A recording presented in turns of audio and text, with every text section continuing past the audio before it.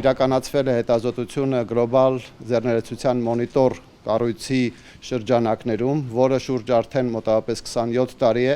աշխարհով մեկ իրականացնում է նմանատիպ հետազոտություններ։ Ամեն տարի մոտավորապես 200,000 մարդ աշխարհում մասնակցում է նմանատիպ հարցումներին եւ ավելի քան 3000 փորձագետներ են մասնակցում։ Հայաստանի դեպքում սա երկրորդ փորձն է իրականացնելու այս հետազոտությունը։ Ես գլխավորում եմ ազգային թիմը, որը դա իրականացնում է Ամերիկա խորհրդատվական ընկերության շրջանակներում։ Ասեմ, որ մենք առաջի անգամ նմանատիպ հետազոտություն արեցինք 19 թվականին, որի արդյունքները եղան 20 թվականի ապրիլին։ Կարող եք բոլորդ պատկերացնել, ինչ ժամանակաշրջան էր, կովիդի սկիզբը եւ ցավոք սրտի այդ հետազոտությունը չստացավ անհրաժեշտ հասարակական արձագանքի։ Այս երկրորդ հետազոտությունը մենք իրականացրել ենք 24 թվականի ապրիլ-հունիս ամիսների ընթացքում, այդ մեծ հարցումը, որին մասնակցել է ավելի քան 2000 մեր Հայաստանի բնակիչներ, բաժանված համապատասխան մարզերով, դեմոգրաֆիայով, կրթության մակարդակով եւ մասնակցել է 37 հատ փորձագետ ներսում, որոնց նույնպես մեծ հարցում է իրականացվում։ Արդյունքները բավականին հետաքրքիր են, որտեղ մենք ունեցանք հնարավորություն համեմատել թե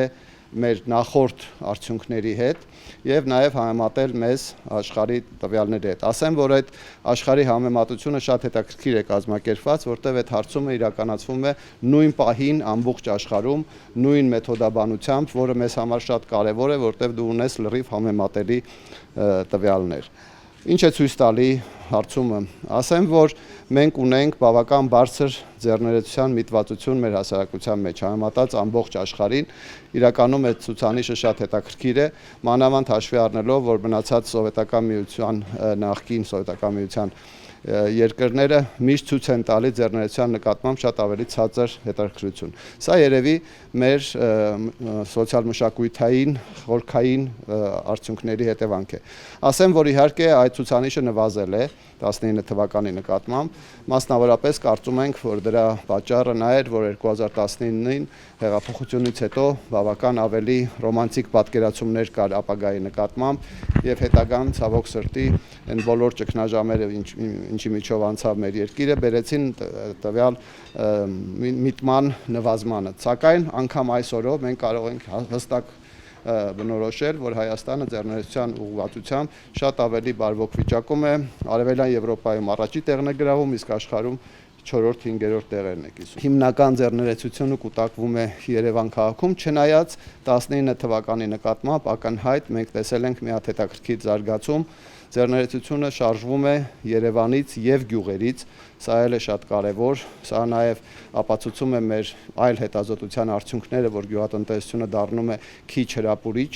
ավելի մեծ քանակով մարդիկ գերադասում են գյուղատնտեսությունից դուրս տեսնել իրենց ապագան եւ ձեռներեցությունը տեղափոխվում է ռեգիոնալ քաղաքներ։ Սա շատ ողջունելի միտում է, սակայն այս միտումը դեռ արտահայտումը իր չի ստացել, դեռ մեր հիմնական ձեռներեցությունը Երևան քաղաքում է։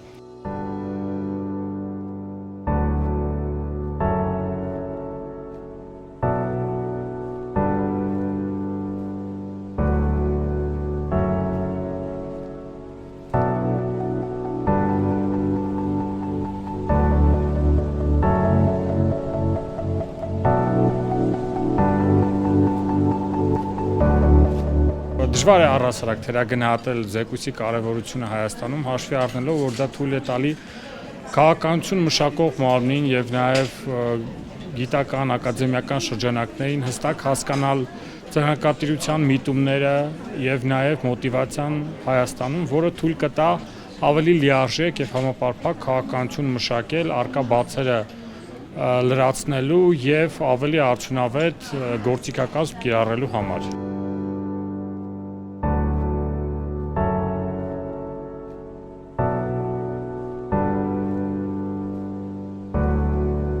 Ձեռնարկատիրական մոնիտորինգի